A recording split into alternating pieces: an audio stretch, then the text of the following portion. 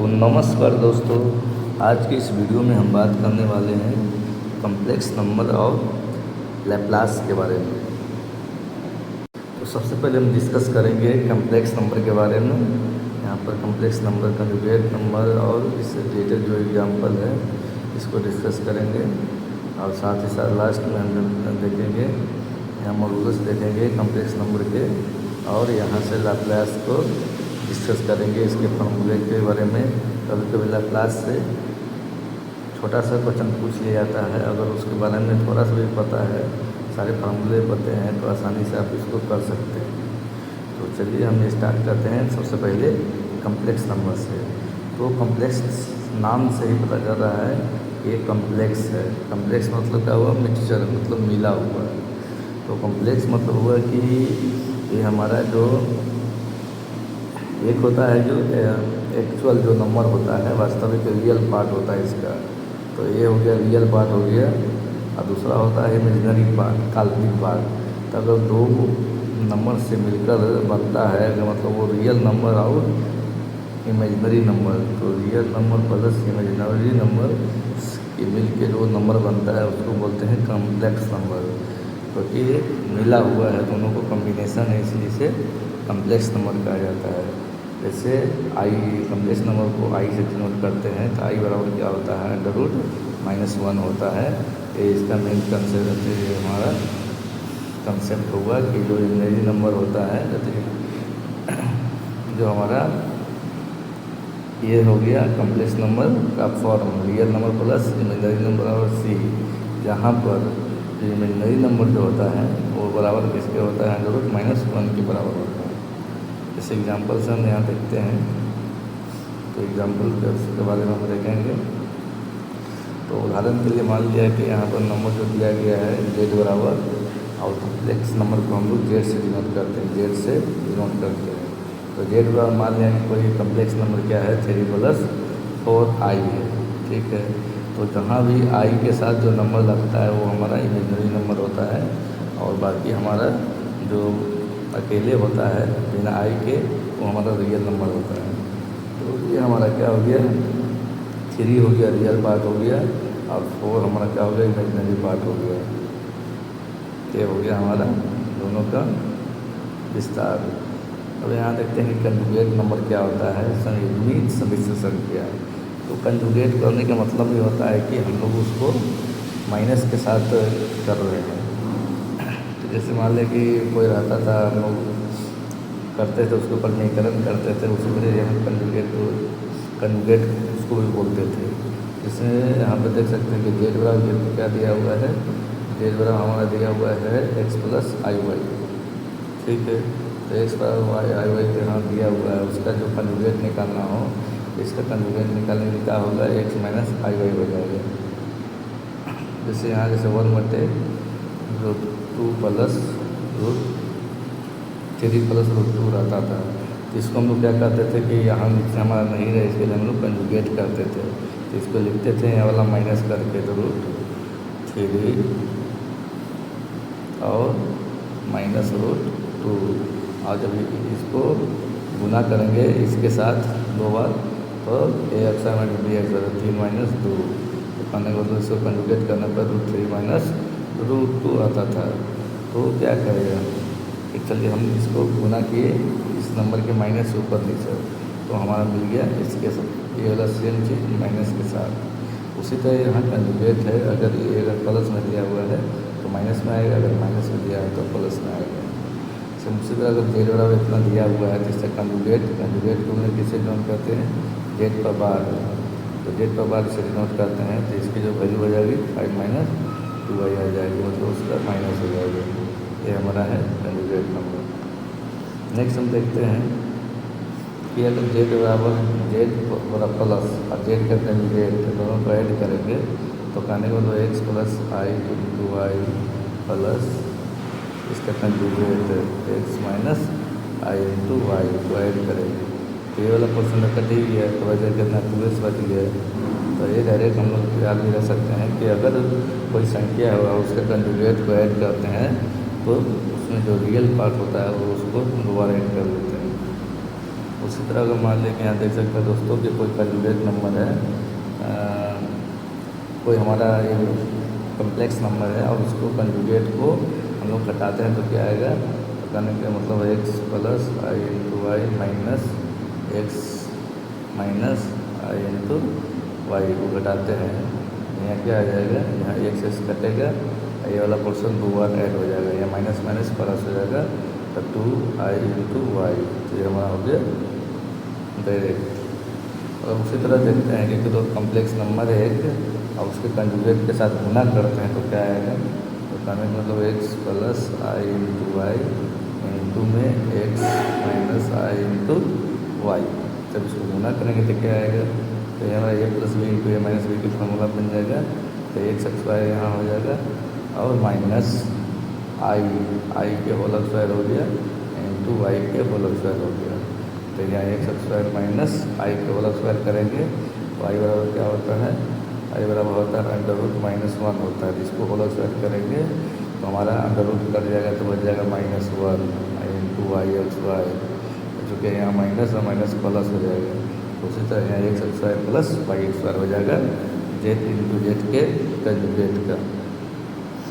Next यहाँ देखते हैं दोस्तों कि दो कम्प्लेक्स नंबर अगर बराबर होंगे तो उस कंडीशन में क्या करेंगे, कैसे हम वैल्यू को पता करेंगे।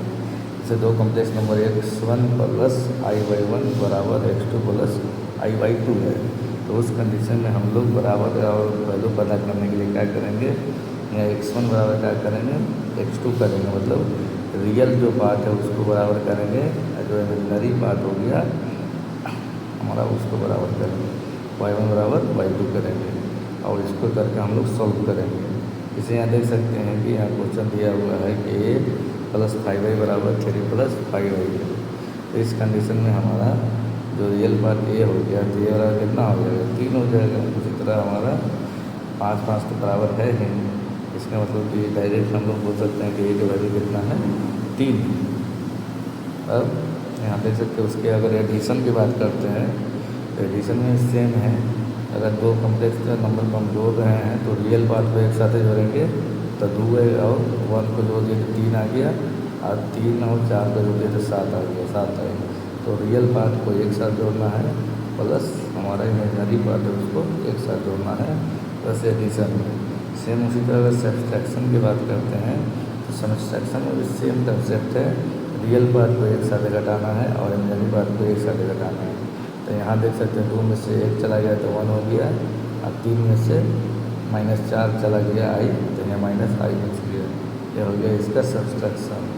अब बात करते हैं कि मल्टीप्लिकेशन कैसे करते हैं, तो मल्टीप्लिकेशन करने के लिए जैसे करते हैं उसी तरह करते हैं, पहले पद को यहाँ से 2 को उठाएँगे और दोनों को गुना करेंगे, तो यहाँ देख सकते हैं 2 इनटू क्या करेंगे 1 प्लस 4i करेंगे, और प्लस में हमारा हो जाएगा 3i और इंटू में हो जाएगा 1 प्लस 4i।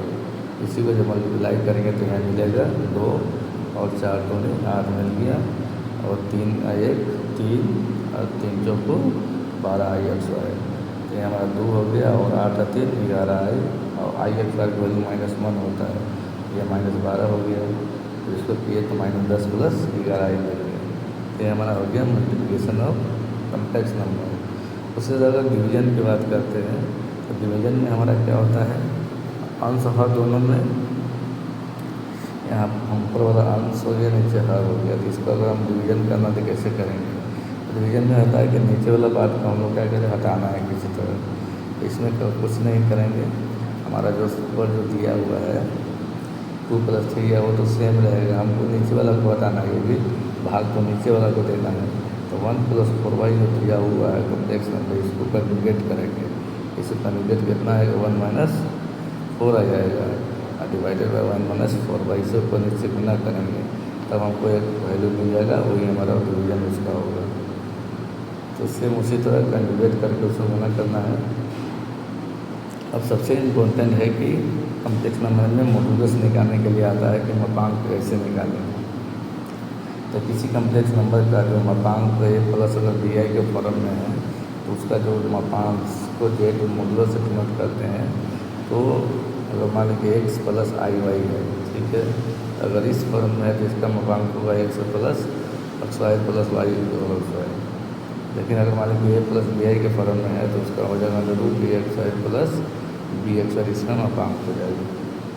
तो जैसे एग्जाम्पल में अगर देखते हैं, यहाँ पर देख सकते हैं कि एग्जाम्पल हमारा है कि जेड बराबर 3 + 4 आई है, इसका मापांक क्या होगा, तो जेड तो मॉडुलस क्या होगा, तो अंडर रूट क्या होगा ए एक्स वाई, मतलब 3 के एक्स वाई प्लस 4 के एक्स वाई। तो ये हो जाएगा कितना 9 + 16, मतलब हो गया 25 के अंडर रूट बराबर ये हमारा हो गया 5। तो इसकी वैल्यू कितना हो गया, मॉडुलस हो गया 5 हो गया। तो ये था दोस्तों हमारा कॉम्प्लेक्स नंबर एक कुछ इंपॉर्टेंट फॉर्मूला और कंसेप्ट। तो एक शॉर्ट में रिवीजन कर लेते हैं। कन्जुगेट अगर कोई अब कॉम्प्लेक्स नंबर ये है ए प्लस बी आई है तो उसका कन्जुगेट क्या हो जाएगा, ए माइनस बी आई हो जाएगा। उसी तरह इसका रियल पार्ट ये हो गया, इमेजिनरी पार्ट बी हो गया। और मान लीजिए कोई कॉम्प्लेक्स नंबर है उसके कन्जुगेट के साथ जोड़ते हैं तो ये हो जाएगा, घटाते हैं तो वो इमेजिनरी पार्ट ओनली आएगा। अब गुना करते हैं तो a x Y plus b x y हो जाएगा और उसका मॉडुलस क्या हो जाएगा, under root a x Y plus b x y. ये हमारा था। हम नेक्स्ट हम बात करते हैं लैप्लास के बारे में। लैप्लास भी कभी कभी पूछ लिया जाता है, खास करके इलेक्ट्रिकल और में ज़्यादा पूछा जाता है, कंट्रोल सिस्टम में रहता है। तो इसके बारे में हम बात करेंगे कि लैप्लास अगर ब्रांच के है वो भी देख के जाए, क्योंकि लैप्लास उतना भी ये हार्ड नहीं आता है, आपको लो लेवल का आता है, बस फॉर्मूला पता होना चाहिए। यहाँ पे लैप्लास के बारे में देखेंगे कि अगर लैप्लास हमको ऑफ 1 को निकालना हो, मतलब कोई कांस्टेंट नंबर है उसका हमको कांस्टेंट नंबर में अगर वो 1 हो, तो अगर लैप्लास 1 का निकालना है तो वहाँ पर क्या करेंगे, 1 एस हमारा हो जाएगा। तो ये हमारा फॉर्मूला इसका होता है कि अगर 1 का लैप्लास निकालना हो तो उसकी वैल्यू 1/s होती है, जहाँ एक क्या है कांस्टेंट फंक्शन है। जैसे फंक्शन में दिया हुआ है कि टी बराबर 1 है तो 1 का लैप्लास 1/s हो जाएगा। उसी तरह यहाँ देखते हैं दूसरा फार्मूला के बारे में बात करेंगे, लैप्लास ऑफ e/at। इसका क्या होगा, लैप्लास ऑफ e/at निकालना हो तो यहाँ पर e टी फंक्शन में है और ये हमारा कांस्टेंट है। और जब ये कांस्टेंट होगा तो इस कंडीशन में हमारा इसका लैप्लास क्या हो जाएगा, 1/s माइनस ए हो जाएगा। ये तो एक जितना कांस्टेंट होगा ई पर ये हमारा यहाँ पर आएगा, घटेगा। जैसे मान लें कि यहाँ एग्जाम्पल दिया हुआ है, एग्जाम्पल के रूप में बात करते हैं कि ये फंक्शन हो, फंक्शन बराबर टी बराबर e/3t है। तो यहाँ पर इसमें हमारा फंक्शन में ए बराबर कितना आ गया, 3 आ गया। तो अगर लैप्लास की बात करते हैं e/3t का, हमारा क्या हो जाएगा 1 - s - a होता है, तो मतलब 1/s - 3 हमारा इसका लैप्लास हो जाएगा। उसी तरह अगर बात करते हैं कि कोई फंक्शन e/-2t है तो यहाँ पर ए की वैल्यू क्या हो जाएगा, -2 हो जाएगा, -2 हो जाएगा। तो इस कंडीशन में इसका लैप्लास क्या हो जाएगा, 1 - s यहाँ पर s - 2 हो जाएगा। तो माइनस क्या हो जाएगा, प्लस हो जाएगा, -2। तो 1/s + 2 हमारा इसका लैप्लास हो जाएगा। तो ये है, ज़्यादा हार्ड है नहीं, बस आपको फॉर्मूला ध्यान में रखना है। अब उसी तरह देखते हैं कि लैप्लास ऑफ t/n का निकालना है। तो कोई लैप्लास है और कोई वेरिएबल पर पावर n है तो उसका जो लैप्लास होता है उसको n फैक्टोरियल होता है, n factorial divided by S power जितना रहता है पावर में चला जाता है प्लस में, ये हमारा क्या होता है पावर n हो जाता है, इसका लैप्लास होता है। तो कोई भी वेरिएबल है जिसका पावर में n है तो उसका Laplace n factorial divided by n + 1 हो जाता है, इसका लैप्लास होता है। जैसे हमारे कोई फंक्शन दिया हुआ है कि t है, तो t का हमको लैप्लास निकालना है, तो t लैप्लास निकालना है तो t पावर कितना हो गया, 1 हो गया। तो 1 हो गया, इसका मतलब है कि इसको जब लैप्लास निकालेंगे लैप्लास ऑफ t का, हमारा क्या आ जाएगा, 1 का फैक्टोरियल डिवाइडेड बाय हमारा s का पावर 1, ठीक है, प्लस में 1। तो 1 का फैक्टोरियल कितना होता है, 1 ही होता है, s 1 + 1 2 हो गया। तो इसका मतलब ये हुआ कि अगर हमारा t का लैप्लास निकालना है तो 1 + s² हो जाएगा। उसी तरह अगर एग्जाम्पल की बात करते हैं कि t3 का होगा, क्या होगा लैप्लास, तो t3 का क्या हो जाएगा, अगर t² की बात करते हैं तो सेम 2 है तो 2 का फैक्टोरियल हो गया डिवाइडेड बाई हमारा क्या हो गया एस पर पावर 2 प्लस 1। इसका मतलब 2 का फैक्टोरियल की वैल्यू 2 गुने 1 डिवाइडेड बाई एस पर पावर 3, तो 2 डिवाइडेड बाई एस पर पावर 3 हो जाएगा।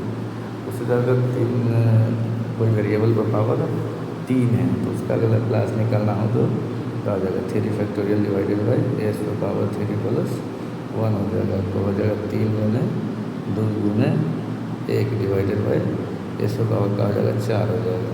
तो ये हमारा 6 हो गया डिवाइडेड बाई, तो ये हमारा 6 हो गया डिवाइडेड बाई हमारे एस पर पावर 4, इसका लैप्लास हो जाएगा। तो कोई ज़्यादा हार्ड नहीं है, बस आपको कंसेप्ट पता होना चाहिए। अब बात करते हैं कि कोई हमारा वेरिएबल है टी है और कोई कांस्टेंट नहीं हो के हमारा क्या है कोई और वेरिएबल है, मतलब वेरिएबल के पावर जैसे एक्स पावर वाई हो जाए, मतलब वेरिएबल के पावर वेरिएबल हो जाए तो उस कंडीशन में